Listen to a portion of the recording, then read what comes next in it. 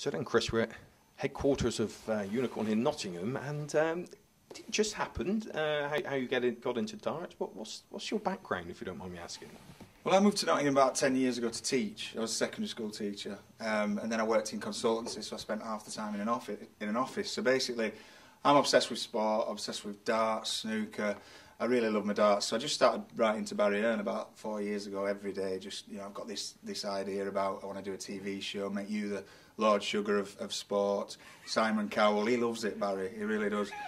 So he rang me on a Sunday, and I thought I'd cracked it. You know, 4 years ago when he rang me, I thought, this is it, you know, big time.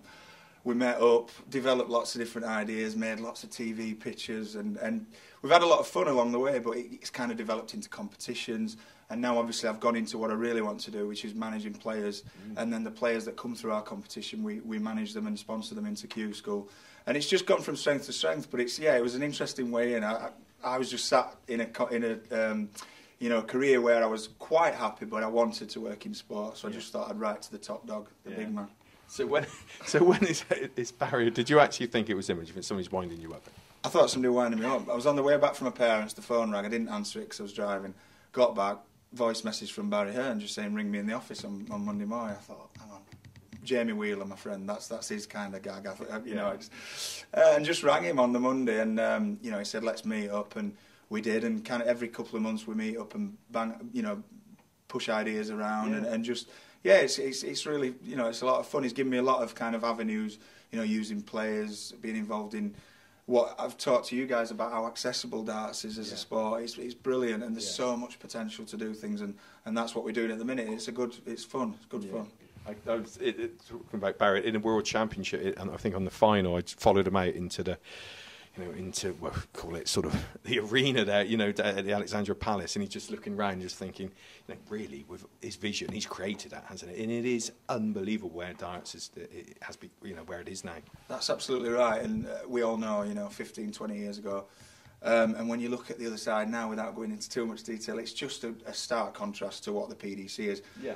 What we want to do is bring that massive kind of arena into the pubs, and that's what we're trying to do on a smaller scale. So each pub has, an event every week, 20 players coming week in, week out, and for them it brings that, the walk-ons and everything into their local pub, and it really is happening, and it's exciting for darts, as you know, every event you go to, even the Pro Tour events, it's brilliant. That's it, and I think it says it all, because you see more and more of the ladies going along for the razzmatazz, the entertainment. And darts, people who perhaps aren't even darts fans there, at the World Championship, I was speaking to two gentlemen, and it was in the VIP section, they're chatting away, and he turned around and he said, so what does it mean around the outside of the dartboard? What do they hit? I said, that's called the double. They said, what is that, double? Yeah. And he didn't know, but they just loved, and he came along for the atmosphere, and that says it all, because there's nothing else in it growing like it, is it? Absolutely right. Barry did a survey about 2 years ago of the audiences at Premier League. I think something like 85% of them didn't know who was on stage, didn't know what was happening, didn't matter. Because they're all in fancy dress, the music comes on, and it's brilliant, as you know, and that's what it's all about, whether you're into your darts or not, which we are, but it doesn't matter when you're at an event like that. It's just fantastic. And you can see sort of the connection with boxing, perhaps, with the walk-on and the walk-on girls in it. That's where it is, and you can see maybe why one or two boxing managers, and Barry included, got involved in the darts. It's the same sort of concept.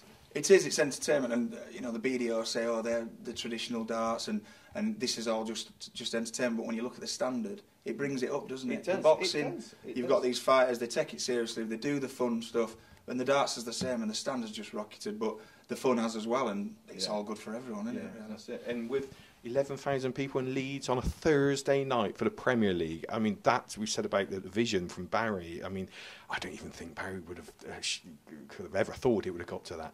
Oh, it's crazy. I mean, we go around all the Premier Leagues, and you just think, you can't believe it. Coldplay struggle to sell out that arena, but dart players, straight away they sell out. So it's just fantastic, and hopefully it'll just keep going. Barry says he thinks it'll plateau. I'm not sure it will. I think it'll just go from strength to strength. It's brilliant. And one last question: is the dream to have manager-player? Let's not say world champion, but just in the Premier League. That would be it, wouldn't it? That's our aim. Kyle and I talk about that a lot, and I know Kyle Anderson's ability, and I know he's a potential Premier League player. I do firmly believe that, and I believe within a couple of years he'll get there, and that's the aim, definitely. Yeah. You heard it here first. Thanks for your time, Chris. Thanks. Cheers, Paul. Thanks.